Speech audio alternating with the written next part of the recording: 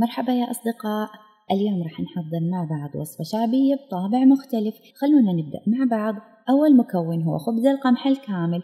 رح أقطع نصف الكمية لمكعبات صغيرة والنصف الثاني نطحنه ناعم.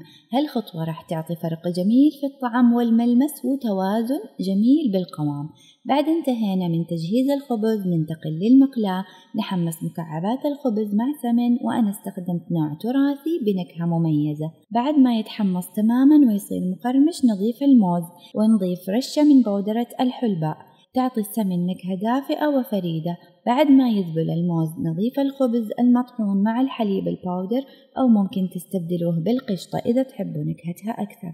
أضفت حبات من التمر كخطوة اختيارية وراح تزيد من الطعم، وبما أننا نستخدم حليب باودر أكيد نحتاج نضيف قليلا من الماء. نحرك المزيج على نار هادئة إلى أن نحصل على قوام معصوب دافئ ولذيذ.